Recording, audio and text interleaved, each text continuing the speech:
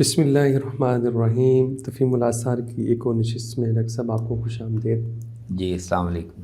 وعلیکم السلام ورحمۃ اللہ۔ ڈاکٹر صاحب، ہماری گزشتہ نشستیں تفہیم الآثار کے حوالے سے بہت سارے مضامین کو کور کر چکی ہیں۔ مثلاً ہم نے دیکھا کہ صحابہ کی دینی حیثیت کیا ہے اور خلاف اعلیٰ منہج النبوہ ہے، بنی اسماعیل کی سلطنت، اس کے سارے سیاسی پرسپیکٹو میں ہم نے دیکھا۔ پھر قرآن مجید کی تلاوت اور قرأت کے حوالے سے صحابہ کے ہاں کیا رجحانات تھے، سنت و حدیث کی اشاعت، اور پھر روایت حدیث میں ابھی ہم نے جو پچھلی نشستیں کی ہیں، روایت حدیث میں صحابہ کا رجحان کیا تھا۔ آج ہم ایک نئے فیز اور نئے تھیم میں داخل ہو رہے ہیں، اور وہ ہے صحابہ کا فہم قرآن۔ اس حوالے سے ہم دیکھیں گے کہ صحابہ قرآن مجید کی آیات کو کیسے دیکھتے ہیں اور اس بارے میں ان کے ہاں کیا کیا چیزیں ہمارے سامنے آتی ہیں۔ اس بڑے موضوع کو جو ہمارا آئندہ کئی نشستوں پہ محیط رہے گا انشاءاللہ، صحابہ کا فہم قرآن، اس میں ہم آج کی جو نشست کرنے جا رہے ہیں وہ اس کا موضوع ہے کہ رسول اللہ صلی اللہ علیہ وسلم سے صحابہ نے کچھ استفسارات کیے قرآن مجید کی آیات سے ریلیٹڈ، تو اس حوالے سے ہمارے سامنے کیا چیزیں سامنے آتی ہیں، صحابہ کے سوالات کس طرح کے ہیں، کس نوعیت کے ہیں، اور انہوں نے کیسے نبی صلی اللہ علیہ وسلم سے کیا کیا چیزیں پوچھی ہیں۔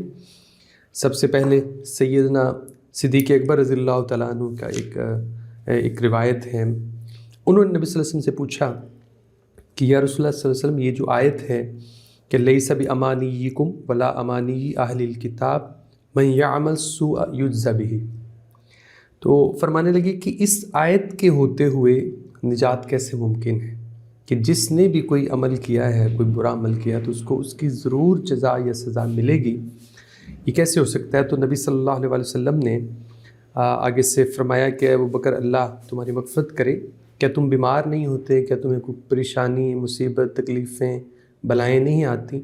تو انہوں نے کہا کہ بالکل آتی ہیں۔ تو آپ نے فرمایا کہ یہی جزا ہے جس کا ذکر قرآن میں ہوا ہے۔ تو یہ اثر۔ جی بسم اللہ الرحمن الرحیم۔ یہ ایک بڑا ہی وسیع بھی ہے موضوع اور اہم بھی ہے کہ اللہ کی کتاب جو نازل کی گئی، اور ظاہر ہے صحابہ پر، صحابہ کے سامنے، صحابہ جن حالات سے گزر رہے تھے ان کو مد نظر رکھتے ہوئے نازل کی گئی۔ تو اس کے فہم کے حوالے سے یا اس کو سمجھنے کے حوالے سے خود عین اس دور میں جب اللہ کے پیغمبر موجود تھے، قرآن نازل ہو رہا تھا، صحابہ کے سامنے نازل ہو رہا تھا، تو کہاں ان کو کس نوعیت کے الجھنیں پیدا ہوئیں، یا آپ کہہ سکتے ہیں کہ سوالات پیدا ہوئے۔ بالکل صحیح۔ تو یہ ایک اہم موضوع ہے۔ تو کچھ مثالیں جو آپ زیر غور لائیں گے ان کو دیکھ لیتے ہیں، پھر اس کے متعلق جو صورت ہمارے سامنے آتی ہے اس پر کچھ سوالات بھی یقیناً ہوں گے، ان پر بھی بات کر لیں گے۔ تو یہ جو مشہور روایت ہے، جی، اور عام طور پر اہل علم بیان کرتے ہیں کہ قرآن مجید کے فہم میں بعض دفعہ صحابہ کو بھی کوئی اشکال یا کوئی الجھن پیش آ جاتی تھی اور وہ نبی صلی اللہ علیہ وسلم اس کو دور کر دیتے تھے۔ بالکل صحیح۔ تو یہ اس کی مشہور مثال ہے، سورۃ النساء میں یہ آیت ہے، من یعمل سوءا یجز بہ، اور اس کے پیچھے ایک تہدیدی کلمہ بھی ہے کہ تم ہو یا اہل کتاب ہو، یہ خوش خیالیوں میں، خوش فہمیوں میں مبتلا نہ رہو۔ بالکل صحیح۔ تو اہل کتاب بھی جیسے خوش فہمیوں میں مبتلا ہو گئے کہ ہم جو کہ اللہ کے چنیدہ گروہ میں سے ہیں، تو ہمارے ساتھ معاملہ کرتے ہوئے یا محاسبہ کرتے ہوئے اللہ کوئی خاص رعایت کا معاملہ کرے گا۔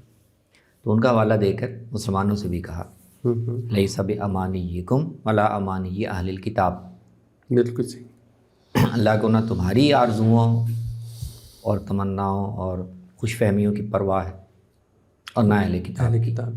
اس کا ضابطہ بے لاگ ہے، من یعمل سوءا یجز بہ، برا عمل جو کرے گا بدلہ اس کو اس کا ضرور ملے گا۔ ولا یجد لہ من دون اللہ ولیا ولا نصیرا۔ تو اب اس سے لفظوں سے سیدنا ابوبکر رضی اللہ عنہ بھی فرما رہے ہیں، باقی صحابہ کی روایات بھی ہیں اچھا کہ ظاہراً ان کو مطلب یہ سمجھ میں آیا کہ اگر ضابطہ یہ ہے کہ برے عمل کا بدلہ ملے گا ہی ملے گا، تو اور بدلہ ملے بغیر معافی کی کوئی صورت نہیں ہے، تو پھر تو واقعی میں بڑی مشکل ہو جاتی ہے۔ ٹھیک پھر تو کوئی نہیں بچ سکتا۔ تو سیدنا ابوبکر جب نے کیف الصلاح بعد هذه الآیہ، انسان کو اصل میں تو ایک مومن کو تو اپنی نجات کی فکر ہے، بالکل ہم ایمان ایسے لائے، اللہ کے رسول کی پیروی اختیار کی، اور مقصد یہی ہے کہ اللہ کی نظر میں ہم کامیاب قرار پائیں، بالکل اس صحیح، کی سزا سے بچ جائیں۔ لیکن غلطیوں سے، گناہوں سے پاک تو کوئی بھی نہیں ہو سکتا، اللہ کے پیغمبر ہیں جن کو وہ خاص حفاظت میں رکھتا ہے۔ تو اگر ہر برے عمل کا بدلہ ملے گا تو پھر کیسے نجات ہو؟ بالکل ٹھیک، یہ ہے اشکال صحیح، جو صحابہ کو سمجھ میں آیا، اور وہ فطری ہے۔ بالکل ٹھیک، اس میں آپ دیکھیں تو یہ یعنی علمی سے زیادہ ایمان سے اور فکر مندی سے پیدا ہونے والا ایک بالکل ٹھیک سوال ہے۔ بالکل صحیح، تو اس لیے رسول اللہ صلی اللہ علیہ وسلم نے جو جواب دیا وہ بھی، جس کو ہم آپ یعنی متن کی تفسیر کے جو علمی اصول ہیں نا، آپ دیکھیں اس کے لحاظ سے نہیں ہے، بالکل ٹھیک ہے، صحیح کیونکہ سوال پیدا بھی کسی علمی جگہ سے نہیں ہوا، تو آپ نے ڈیل بھی ویسی کی تو آپ نے اس کا جواب بھی کسی اصول تفسیر کے ضابطوں کے لحاظ سے، یا متن کی تعبیر کیسے ہونی چاہیے یا اس کو کیسے سمجھنا چاہیے، آپ نے علمی پیرائے میں نہیں دیا، بالکل ٹھیک، آپ نے اس بنیادی خلش کو یا آپ کہہ لیں وہ جو اشکال تھا اس کو ایڈریس کیا۔ بالکل صحیح، تو اب علمی تفسیر کے لحاظ سے آپ دیکھیں تو وہ یہ ہوگا کہ اچھا اس آیت میں اللہ تعالیٰ اصل میں کہنا کیا چاہتے ہیں، سیاق کیا ہے، یہ موضوع یا یہ مضمون قرآن میں صرف یہاں تو نہیں آیا، باقی جگہوں پر بھی بالکل ٹھیک، بیان ہوا ہے، تو اس سارے کو اگر ملحوظ رکھیں تو اللہ تعالیٰ کا مدعا اصل میں یہ سمجھ میں آتا ہے کہ کسی بھی مذہبی گروہ کا اپنے بارے میں جو زعم ہے کہ ہم پر چونکہ کتاب نازل کی گئی، ہمیں ایک خاص ذمہ داری دی گئی، تو ہم نحن ابناء اللہ و احباؤہ، تو اللہ پھر ہمارے ساتھ معاملہ باقی لوگوں سے مختلف کرے، بالکل صحیح، اصل میں تو اس کو توڑنا مقصود ہے۔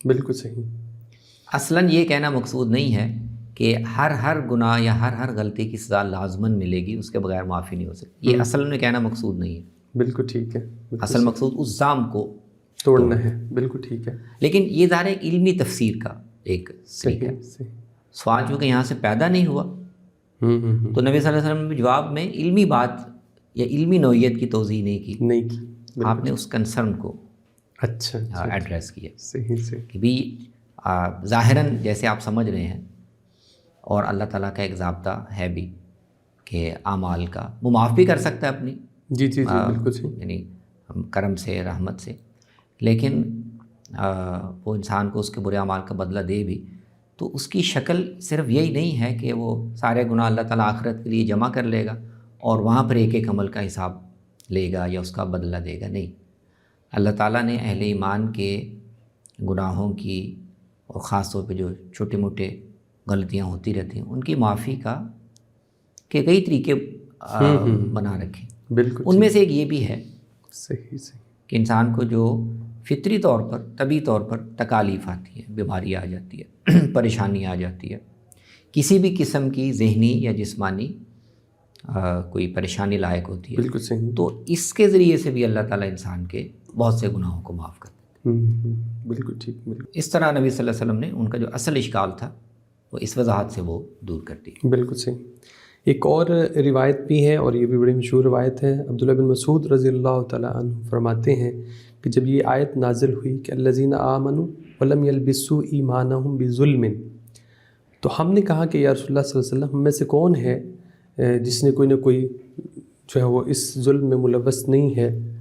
تو آپ نے فرمایا کہ ایسا نہیں ہے جیسے تم سمجھ رہے ہو، یہ لم یلبسوا ایمانہم بظلم بشرک، آپ نے اس کی توضیح بھی فرما دی، اور پھر ایک اور حوالہ بھی دیا کہ آپ نے فرمایا کہ تم نے سنا نہیں قول لقمان لابنہ ہی، کہ انہوں نے اپنے بیٹے کو کہا کہ لا یا بنی لا تشرک باللہ ان الشرک لظلم عظیم، جی تو یہ ظلم سے مراد آپ نے اس کی وضاحت فرما دی.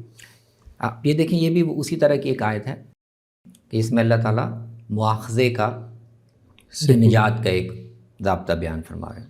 ٹھیک ہے. تو صحابہ تو اصل میں ان کے لیے ایمان لانے کا، رسول اللہ کی پیروی اختیار کرنے کا سب سے بڑا محرک یہ تھا بالکل صحیح کہ اللہ کہ ہاں ہم نجات کے مستحق ہو جائیں اور مواخذے سے بچ جائیں. بالکل صحیح. اس لیے ان کی حساسیت آپ کو ان ساری مثالوں سے سمجھ میں بالکل آتی صحیح بالکل صحیح. کہ وہ لفظوں میں اگر تھوڑا سا بھی کوئی ایسی کھٹے گا جس سے نجات مشکوک ہو رہی ہے، مشتبہ ہو رہی ہے، تو ان کا فکر مند ہونا بنتا ہے. بالکل صحیح. تو ویسے ہی الذین آمنوا ولم یلبسوا ایمانہم بظلم اولئک لہم الامن وہم مہتدون.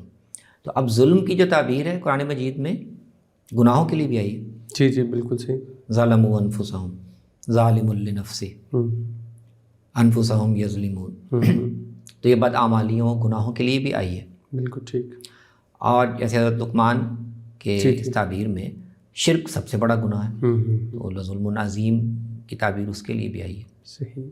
تو نبی صلی اللہ علیہ وسلم نے واضح کیا کہ ایمان لے آئے یعنی شرک چھوڑ دیا، توحید اختیار کر لی، اور اس کے بعد پھر ایمان میں کوئی ظلم اچھا نہیں کیا. ان کی تسلی کا سامان. ہاں، کہ اس سے مراد ہے کہ شرک اختیار نہیں کیا. باقی گناہ غلطیاں ان کے محاسبے کا یا ان کے تزکیے کا اللہ نے اپنا ایک الگ طریقہ مقرر کیا ہو. بہت خوب. ایک اور روایت ہے، اور یہ بھی بڑی مشہور روایت ہے، سیدنا عمر رضی اللہ تعالیٰ عنہ کے حوالے سے ہے کہ جب عبداللہ بن ابی وفات پا گیا تو نبی صلی اللہ علیہ وسلم کو اس کی نماز جنازہ کے لیے بلایا گیا، اور سیدنا عمر کو اس پہ اشکال تھا ایک آیت کے حوالے سے، اور پھر آپ کہنے لگے کہ میں نے نبی صلی اللہ علیہ وسلم سے بات کرنی شروع کر دی، اور پھر اس کے اقدام اور اس کی باتیں گنوانی شروع کر دی کہ وہ کیسے کیسے کہتا رہا ہے. تو میں نے جب اصرار کیا تو نبی صلی اللہ علیہ وسلم نے فرمایا کہ اگر یہ مجھے 70 سے زائد مرتبہ بھی جنازہ پڑھتے ہوئے یہ یقین ہوتا کہ یہ اس کی بخشش یقینی ہے تو میں اس تعداد تک حد تک بھی جا سکتا ہوں. بعد میں سیدنا عمر کہتے تھے کہ میں اپنی اس جرت پہ جو ہے وہ پشیمان بھی ہوتا تھا کہ یہ کیسے ہوا، لیکن وہ بھی ایک آیت تھی جس پہ ان کو اشکال ہوا، یا ایک سوال ان کے ذہن میں پیدا ہوا. تو اصل میں عبداللہ ابن ابی تو یعنی جو اسٹیبلشڈ منافق تھے، جی جی بالکل ٹھیک، ان میں سے تھا نا. جی جی جی. اس کا نفاق تسلسل سے واضح تھا، رسول اللہ کے علم میں تھا، صحابہ کے علم میں تھا. صحیح صحیح. لیکن ظاہراً چونکہ وہ مسلمانوں کی جماعت میں تھا تو اس پر اس طرح کے احکام نہیں جاری کیے گئے، لیکن وہ منافق ہے یہ تو پتہ تھا. بالکل ٹھیک ہے. تو جب اس کا انتقال ہوا تو اب نبی صلی اللہ علیہ وسلم کو ظاہر یہ فیصلہ کرنا تھا کہ وہ ایک بڑے قبیلے کا سردار بھی ہے نا. جی جی بالکل ٹھیک بالکل ٹھیک. اور اس کی ایک عصبیت ہے. صحیح صحیح. اور آپ اگر اس کا جنازہ پڑھانے سے انکار کرتے ہیں یا گریز کرتے ہیں تو کچھ مسائل کھڑے ہو سکتے ہیں. قبیلے کے اندر اس کے جو وابستگان ہیں ان کے اندر ایک رنجش پیدا ہو سکتی ہے. صحیح صحیح. اور دوسرے یہ کہ اس کے بعض موقعوں پر کچھ احسان بھی تھے. ٹھیک ہے. نبی صلی اللہ علیہ وسلم ذاتی حضرت عباس کے بارے میں آتا ہے کہ حضرت عباس جب بدر میں قید ہو گیا تو غالباً اس موقع پر ان کو شاید اس نے کوئی لباس یا قمیص ان کو دی تھی، ان کے پاس نہیں تھی، یا کوئی اس طرح کا معاملہ بھی آتا ہے. اچھا ٹھیک ٹھیک. ایک ذاتی نوعیت کا احسان بھی اس نے کیا ہوا تھا. تو رسول اللہ صلی اللہ علیہ وسلم اس حکمت کے تحت یہ چاہ رہے تھے کہ وہ جیسا بھی ہے ایمان کا معاملہ اس کا اللہ کے ساتھ ہے. ظاہراً تو وہ ظاہر ہے مسلمانوں کی جماعت میں سے ہے، تو اس کا جو سیاسی اور اس کا جو قبائلی مقام ہے اس کے لحاظ سے میں اس کا جنازہ پڑھا. بالکل ٹھیک بالکل صحیح. تو قرآن مجید میں منافقین کے بارے میں یہ ہدایت تو موجود تھی کہ جو منافق ہیں ان کے بارے میں اللہ کا فیصلہ ہے کہ ان کی بخشش وہ نہیں کرے گا، یہاں تک کہ آپ اللہ کے پیغمبر جن کو اللہ نے خود ہدایت دی ہے کہ اہل ایمان کے لیے مغفرت کیا کریں، دعائے مغفرت کیا کریں، ان کی نماز جنازہ پڑھایا کریں، اس کی وجہ سے اللہ ان کی مغفرت کرے گا. بالکل ٹھیک ہے. آپ بھی اگر ان کے لیے استغفار کریں 70 دفعہ بھی کریں تو اللہ نہیں بخشے گا. استغفر لہم او لا تستغفر لہم ان تستغفر لہم 70 مرۃ فلن یغفر اللہ لہم. اچھا، تو یہ وہ آیت ہے جس پہ سیدنا عمر کو تو سیدنا عمر اس سے یعنی آیت کے مدعا کے لحاظ سے، مقصد کے لحاظ سے اللہ تعالیٰ نے اس میں ظاہر لفظوں میں یہ نہیں کہا کہ آپ مجھے استغفار نہ کریں، کوئی فائدہ نہیں، منع نہیں کیا، بالکل ٹھیک ہے، لیکن بتا دیا کہ کرنا ہے تو کر لیں لیکن فائدہ اس کا نہیں ہوگا۔ ٹھیک ٹھیک ٹھیک، بالکل تو سیدنا عمر یہ چاہ رہے تھے کہ جب فائدہ کوئی نہیں ہے تو رسول اللہ ایک اتنے بڑے منافق ہو جس کی یہ افیکٹ کے پورے واقعے کے پیچھے سرزنا وہی تھا، بالکل ٹھیک، تو کیوں اس کو اتنا اعزاز دے رہے ہیں؟ سیدنا عمر کی اپنی ایک اہمیت کام کر رہی تھی۔ بالکل ٹھیک، تو نبی صلی اللہ علیہ وسلم ظاہر ہے ایسا نہیں کہ وہ آیت کے مدعا کو آپ نہیں جان رہے تھے، بالکل صحیح، لیکن آپ تو اس دوسری مصلحت سے کہ اللہ تعالیٰ نے اگر مجھے ایکسپریسلی منع نہیں کیا، صحیح صحیح، تو اور یہ ہماری دینی مصلحت ہے، کچھ اس کے احسانات ہیں، آپ نے اپنی قمیض بھی پھر اس کو دی، یعنی اس کو دفنانے کے لیے بھی متعلقین کے جذبات کی رعایت سے، خاص طور پر ان کے جو بیٹے ہیں، جی بیٹے کے لیے اپنی قمیض تک ان کو دے دی، اور فرمایا کہ اگر مجھے یہ یقین ہوتا، پتہ ہوتا ہے کہ میں اگر اللہ نے 70 دفعہ کا کہا نا، اگر 70 دفعہ سے زیادہ دفعہ استغفار کرنے سے اللہ معاف فرمائیں گے تو میں کرتا۔ بالکل ٹھیک، بالکل ٹھیک، تو یہ وہ یعنی بیک گراؤنڈ تھا جس میں صحابہ کو، سیدنا عمر کو اشکال ہوا کہ آیت کی روح سے تو آپ کو یہ نہیں کرنا چاہیے، بالکل صحیح، تو وہ پھر بعد میں اللہ تعالیٰ نے آگے وضاحت بھی آگے پھر باقاعدہ منع کر دی، منع کرتی ہیں، جس کچھ کے بارے عرصے بعد ہی وہ آیات کہا جاتا ہے کہ آ گئی ہوں اسی سلسلے، جی وَلَا تُصَلِّ عَلَىٰ أَحَدٍ مِّنْهُم مَاتَ أَبَدًا بالکل وَلَا تَقُمْ عَلَىٰ قَبْرِهِ، بالکل ٹھیک، بالکل ٹھیک۔ ایک اور روایت ہے، یہ بھی سیدنا عمر بن خطاب رضی اللہ تعالیٰ عنہ سے ہے، ایک راوی ہیں وہ کہتے ہیں کہ میں نے سیدنا عمر بن خطاب کے سامنے حیرت کا اظہار کیا کہ یہ جو نماز قصر ہے، یہ تو اللہ تعالیٰ قرآن میں کہتے ہیں کہ خوف کی حالت تمہارے اوپر ہو تو تم قصر کر سکتے ہو، تو اب تو وہ حالت نہیں رہی۔ تو سیدنا عمر کہتے ہیں کہ یہی سوال میرے ذہن میں بھی پیدا ہوا تھا اور میں نے نبی صلی اللہ علیہ وسلم سے یہ استفسار کیا تھا، تو آپ نے فرمایا تھا کہ یہ اللہ کی طرف سے ایک صدقہ ہے، اسے قبول کرو، یہ ایک رخصت ہے، قبول فرماؤ۔ تو یہ وضاحت انہوں نے، سوال ان کے ذہن میں پیدا ہوا کہ تو یہ ظاہر ہے یہ نبی صلی اللہ علیہ وسلم کی زندگی میں سوال پیدا ہوا کہ قرآن مجید نے قصر کرنے کی اجازت جس سیاق میں دی ہے وہ بظاہر خوف کی حالت میں دشمن کے حملے سے بچنے کے لیے دی۔ جی جی بالکل ٹھیک، بالکل صحیح، لا جناح علیکم وَإِذَا ضَرَبْتُمْ فِي الْأَرْضِ فَلَيْسَ عَلَيْكُمْ جُنَاحٌ أَن تَقْصُرُوا مِنَ الصَّلَاةِ إِنْ خِفْتُمْ أَن يَفْتِنَكُمُ الَّذِينَ كَفَرُوا۔ تو جن اسفار میں یا جن موقعوں پہ نبی صلی اللہ علیہ وسلم کو یا صحابہ کو یہ حالت درپیش تھی، آپ نے ان میں قصر کیا، لیکن سیدنا عمر نے دیکھا کہ بعد میں جب وہ حالت ختم ہو گئی، امن ہو گیا، تو نبی صلی اللہ علیہ وسلم سفر میں پھر بھی قصر فرما رہے ہیں۔ ٹھیک ٹھیک ٹھیک، تو فطری طور پر یہ سوال پیدا ہوتا ہے کہ یہ کیا معاملہ ہے۔ ظاہر ہے اگر قرآن کے الفاظ کو دیکھیں تو کیا ہم غلط سمجھ رہے ہیں یا کیا اس میں معاملہ، یہ سوال پیدا ہونا فطری تھا۔ بالکل ٹھیک۔ تو نبی صلی اللہ علیہ وسلم اس کا بڑا حکیمانہ جواب دیا۔ یہاں بھی دیکھیں رسول اللہ صلی اللہ علیہ وسلم کا جو جواب دینے کا یہ انداز ہے، وہ جس کو بعد میں ہم اہل علم کے ہاں دیکھتے ہیں نا، وہ اس سے زیادہ مانوس ہیں، علمی انداز یا تفسیری انداز، یا ظاہر وہ پیغمبر کا انداز نہیں ہوتا۔ جی جی بالکل ٹھیک۔ تو نبی صلی اللہ علیہ وسلم نے کہا کہ بھئی اللہ تعالیٰ کی طرف سے رخصت ہے، وہ اس نے مسلمانوں کو دی، اس کو قبول کرو۔ صحیح صحیح۔ تو ایک تو مقصد انہوں نے سمجھا دیا کہ یہ جو میں جو کچھ کر رہا ہوں وہ حالت ختم ہونے کے بعد بھی تو یہ اللہ تعالیٰ کی منشا کے خلاف نہیں، اللہ کی دی ہوئی رخصت کے تحت ہے۔ اچھا بالکل ٹھیک، اشکال دور کر دیا، بالکل صحیح، کہ ایسا نہیں کہ اللہ نے رخصت وہ دی تھی اور اب ہم اس کی رخصت کے بغیر کوئی عمل کر رہے ہیں۔ البتہ علمی طور پر یہ کیسے ہوا یہ اس کی آپ نے وضاحت نہیں کی کہ پچھلا حکم بدل دیا اللہ نے یا اس کے اندر یہ اجازت شامل تھی، یہ پہلو آپ نے واضح کر رہے ہیں، یہ واضح نہیں، یہ بعد میں اہل علم غور کر رہے ہیں اپنے طور پر۔ کچھ کہہ رہے ہیں کہ پہلے اللہ نے دی تو اس بنیاد پر تھی، لیکن پھر اللہ تعالیٰ نے اپنے نبی کو بعد میں وحی کے ذریعے سے سمجھا دیا کہ وہ اس تک محدود نہیں ہے۔ اچھا توسیع کر دی، بالکل ٹھیک ہے۔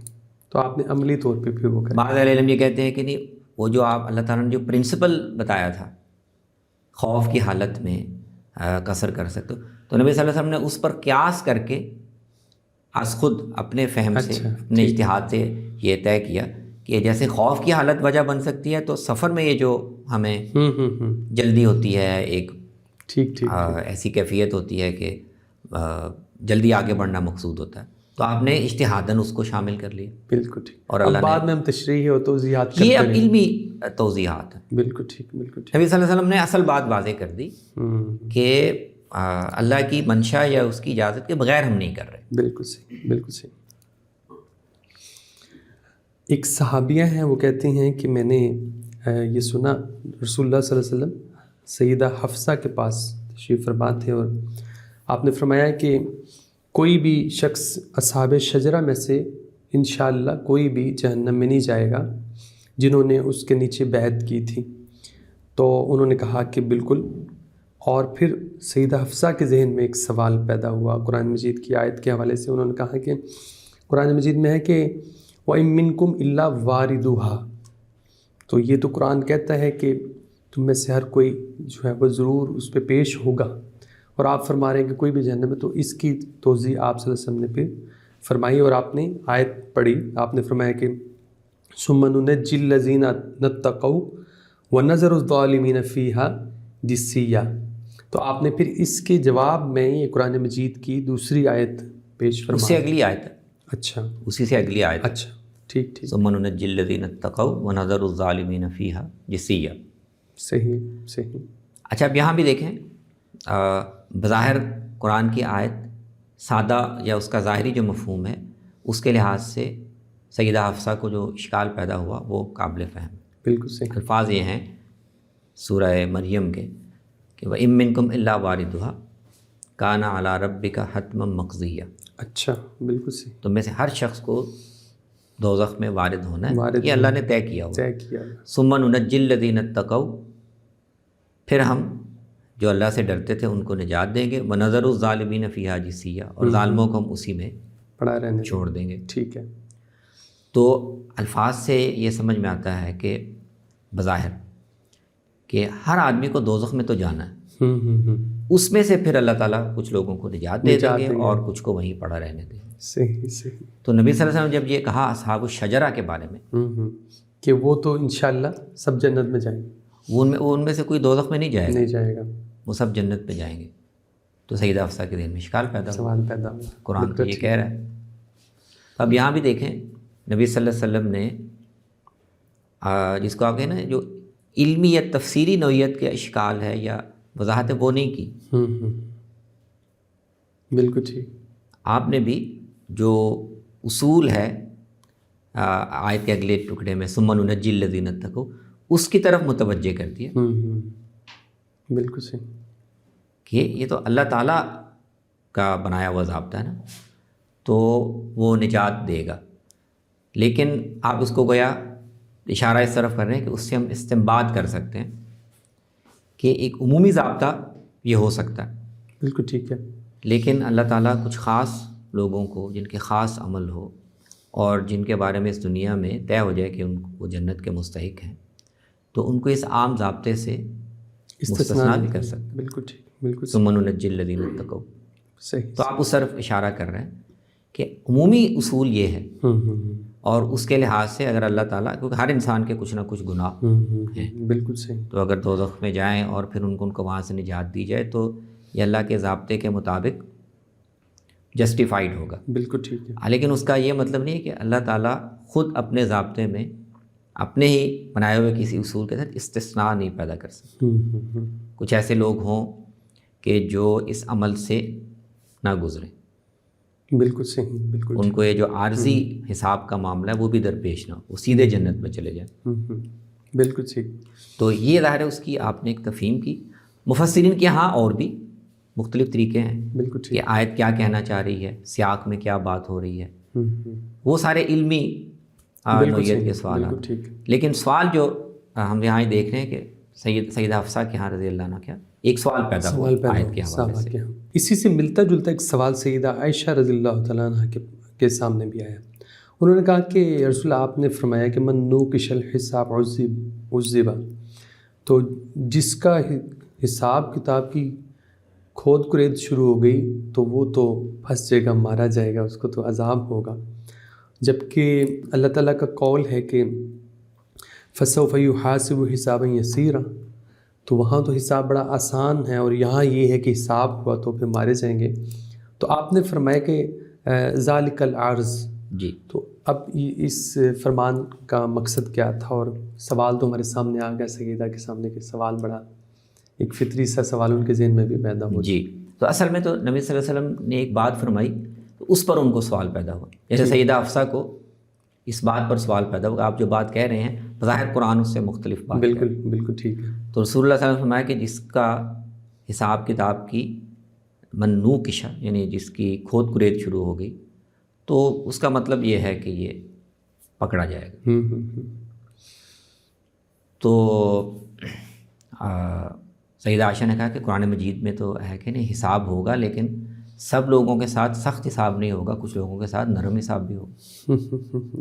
اس کا مطلب یہ ہے کہ قرآن تو کہہ رہا ہے کہ حساب تو ہوگا مومنوں کا بھی صحیح، لیکن ان کے ساتھ نرم حساب ہوگا. فسوف یحاسب حسابا یسیرا، اور باقی لوگوں کے ساتھ سخت حساب ہوگا. تو آپ کہہ رہے ہیں کہ نہیں، جس کا حساب کتاب شروع ہو گیا اور کھود کرید شروع ہو گئی وہ لازماً پکڑا جائے گا. تو اس پر آپ نے وضاحت کی کہ قرآن جس حساب کی بات کر رہا ہے، حساباً یسیرا جو کہہ رہا ہے، وہ بھی یہی کہہ رہا ہے کہ حساب کی تفصیل میں یا اس کی کھود کرید میں نہیں پڑا جائے گا. ذالک العرض، وہ ایک سرسری سا حساب ہوگا. اچھا اچھا اچھا، ٹھیک ٹھیک ٹھیک، بالکل صحیح بالکل صحیح. تو میں بھی وہی بات کہہ رہا ہوں کہ حساب لینے کے انداز سے ہی واضح ہو جائے گا کہ اللہ تعالیٰ کے ہاں معاملہ کیا ہے. بالکل صحیح. جن کا موٹا موٹا حساب ہوگا، سرسری سا، اور بہت زیادہ کھود کرید نہیں کی جائے گی، تو مطلب یہ ہے کہ اللہ تعالیٰ کے ہاں نجات کا فیصلہ ہے. لیکن جس کے حساب تفصیلی شروع ہو گیا، ہاں بھئی یہ عمل کتنے ہیں، یہ کتنے ہیں، کون سا عمل کتنی سزا مانگتا ہے، اس کے ہاں نیکیاں کتنی ہیں، یہ کھود کرید شروع ہوگی، اس کا مطلب یہ ہے کہ اللہ تعالیٰ اس کا یعنی اس کے ساتھ باقاعدہ انصاف کے ساتھ معاملہ کرنا چاہیے. بالکل صحیح بالکل ٹھیک. صحابہ کے فہم قرآن کے ایک بڑے موضوع کے تحت ہم نے آج کی جو نشست کی ہے وہ رسول اللہ صلی اللہ علیہ وسلم سے صحابہ کے استفسارات ہیں، اور یہ بہت اہم موضوع ہے. یہ ہماری اگلی نشست میں بھی جاری رہے گا انشاءاللہ. کچھ اور روایات ہم دیکھیں گے جس میں صحابہ قرآن کے حوالے سے نبی صلی اللہ علیہ وسلم سے استفسار کر رہے ہیں. آپ کی آمد کا بہت شکریہ. السلام علیکم. وعلیکم السلام.